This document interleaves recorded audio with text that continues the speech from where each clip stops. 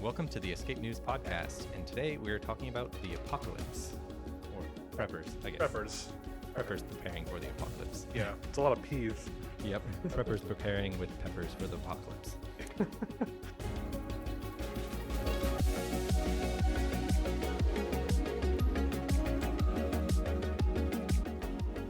So we want to talk a little bit about where or why they came about, prepping, and what types there are, because there's more than one type.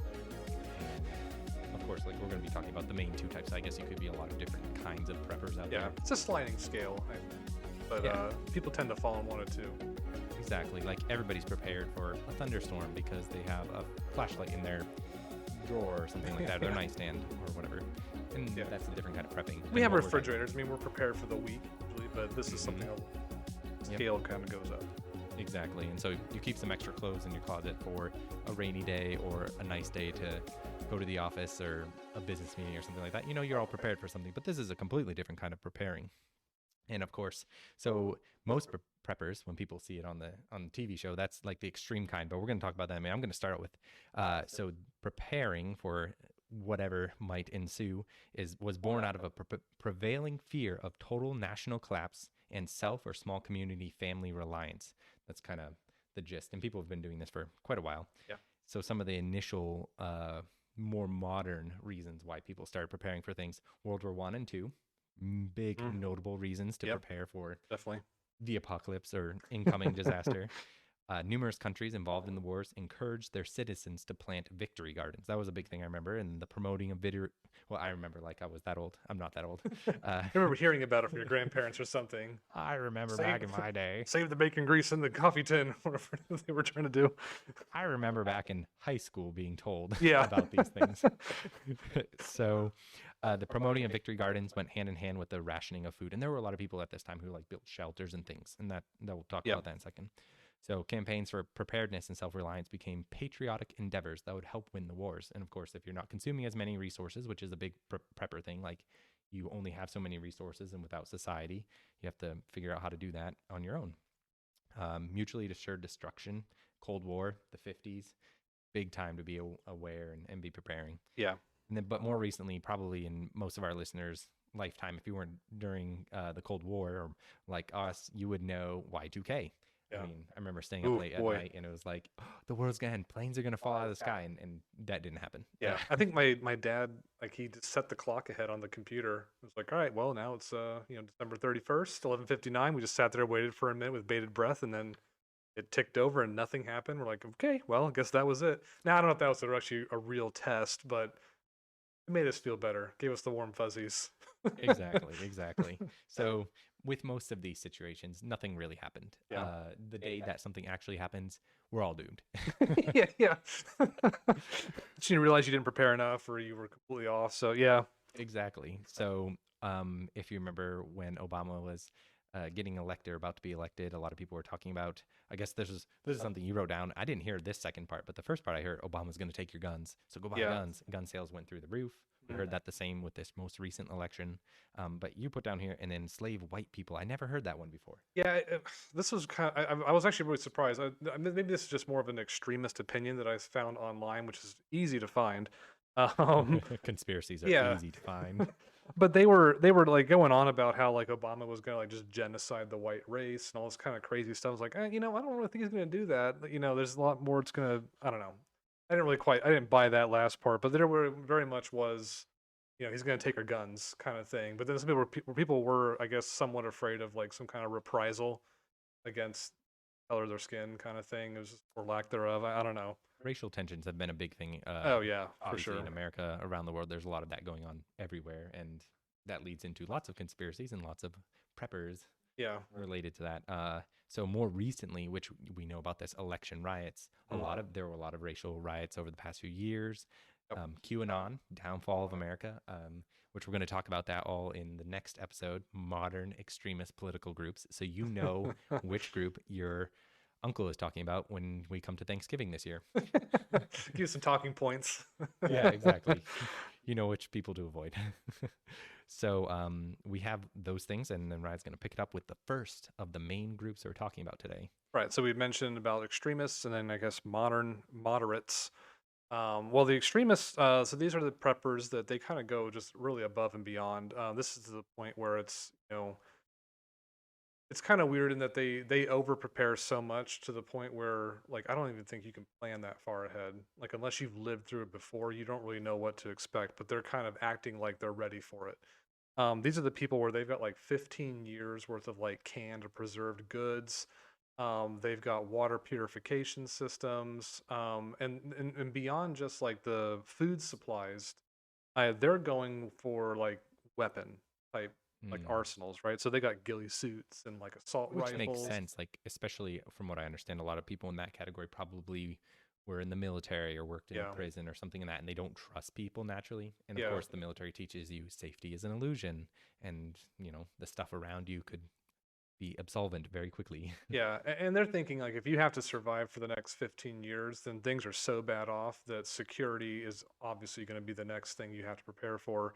So that's Mm. why they're building up arsenals. They've got landmines and weird stuff. They're like defending their homes. They got booby traps set up and bunkers Probably a and tank or two in the garage. just up on some blocks doing some work on it. No, it's that's where they kind of go really they go really crazy, and they're building bunkers, they're burying things in the yard, just crazy stuff like that. Now, unfortunately, these are the people that when you hear about preppers, it's almost like a pejorative, right? Hmm. Prepper, like this is the crazy guy out in the woods. He might have more than one wife. The kind of like I borderline didn't know that. cult kind of stuff. I don't know. I'm just kind of they always make him out these really crazed people that are just like Hmm. they're super paranoid, all this kind of junk. Like kind of the Ted Kaczynski kind of Oh yeah. vibe to it. They're living out in the mountains somewhere in North Carolina, and I don't know. Mm. So that's those are usually the extremists, and these people tend to be exploited for like docu series, like documentaries and TLC. Like you think like the show Hoarders. They're just exploiting the extreme version of some kind of mild to moderate, sometimes extreme mental illnesses, right? Hmm. So they're exploited, for entertainment. Um, and so that's why you get this kind of vibe from them whenever you hear the word prepper. You kind of think of these crazy type people. But there actually is more of a moderate approach to prepping that I think most people should exercise to some degree. And I think Chad will kind of go a little bit more into what moderate actually means because we have this extremist is really way up here and moderate's very much down here, but not zero. Yeah, exactly. And I would say a good definition, and this is in a joking sense, but almost seriously, like a prepper, somebody you don't want around you until the end is near. You don't like what they're saying. It's, the bears of the economic market. And you're just, I don't want to feel that stress, man. But to some degree, everybody knows like not everything's going to last forever. Yeah. So the second group, moderates, you're talking about 1 year food supply, an extra gun, a food garden, or something like that. And I'd fall a little bit. I'm not like a homesteader kind of prepper or anything like that, but I do think there's a lot of things you should be able to take care of yourself, know how difficult it is to grow food and Yeah. and some of those things, and you'll realize very quickly once you start getting into things, it's really hard to survive without society nowadays. Yeah.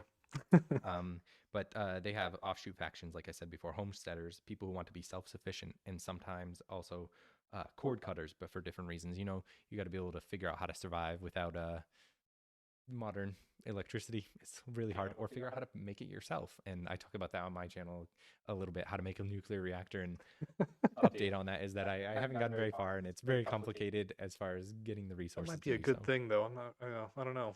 I would like to be able to produce my own power, and I've looked into solar panels or hydro power or different things like that, but it's so complicated. Yeah. And if you finally figure out how to do it, I mean, it's fundamentally it's very simple what is going on, but it's so many moving parts, and to get those parts Yeah.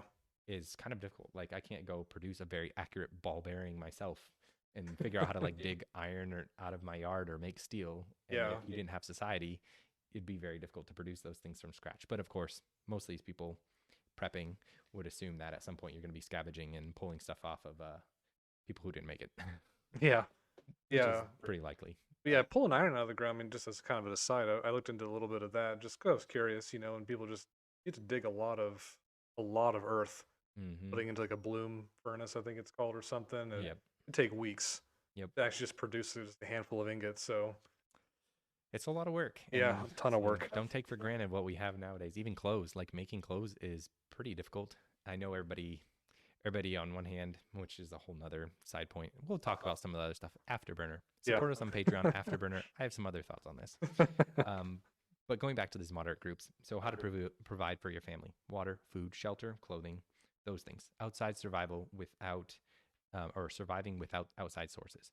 And obviously this doesn't go to the degree that the extreme prepping does, where you have to, load up because rogue militias are going to come rolling through town. But they do take a lot of care to make sure that they can provide for themselves. Yeah. What do you do, or what would you do for are there any things that you want to get into to start preparing? I mean, I've got flashlights. I've got some water purification stuff, but Mm. it's mostly like just simple filters, like what you kind of get. Those filters tend to be disposable. Some of it's just knowledge. I mean, you can look at there's a lot of like survivor type stuff that you can look up, just really simple things. Like for like purifying water is a really big deal. Yeah, potable water is very difficult. Yeah, but it's absolutely needed. I mean, you can go for a week or so without food, but you can't go many more days without Yeah. water. I say difficult, and it's not very difficult to make potable water because you just heat up water until it's boiling, and then it's pretty safe after that, from what I understand. But still, to create fire and say that you're in the woods with nothing and you had a river and a forest next to you, I don't know many people would figure out how to like start a fire and put water in something to boil it. Like, first off, if you don't have something to put water in, you're going to be, but obviously in our cases, most of us have a pot or something and a way to start a fire. Yeah. I think long-term survival doing that would be really difficult for the rest of your life, having to boil or treat all water that you ever drink from now on. Yeah. That'd consume most of your time, I feel like. Yeah. So I guess in ancient times they didn't really know. They didn't know to boil water, but they kind of did it by other means. So they were actually they would make vinegar and wine, which is actually really simple to make. Mm-hmm. I mean, they just put like food scraps and some I mean, mostly like fruit scraps, Yeah. whatever has a very sugary type thing, submerge it in water, and then let it sit for a month. It'll turn into vinegar eventually. But before it turns into vinegar, it actually produces alcohol. All the little bacteria in the air will actually convert the sugar into alcohol, which purifies the water enough. And it's like 10% or less than 10%, which you don't need that much in order to purify water. And it's way too low to get drunk off of. When they make modern wine, they're just pumping it full of like sugar, and then they seal it up so that the acetobacters don't get into it and turn the alcohol into acid for vinegar. That's how they kind of cheese the system in a sense to produce high alcohol wine. But they would just make this kind of stuff, and it was enough to purify the water some, or purify it enough that they could drink it.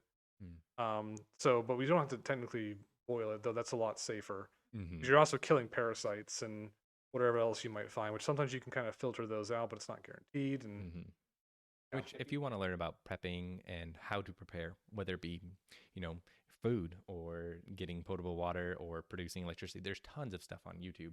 And maybe we should do some videos, like some short examples of like how to actually like make potable water or create vinegar or whatever. I think that would be fun. Honestly, like I'd be so tempted to turn this channel into straight just prepping. Escape the news by preparing for the end.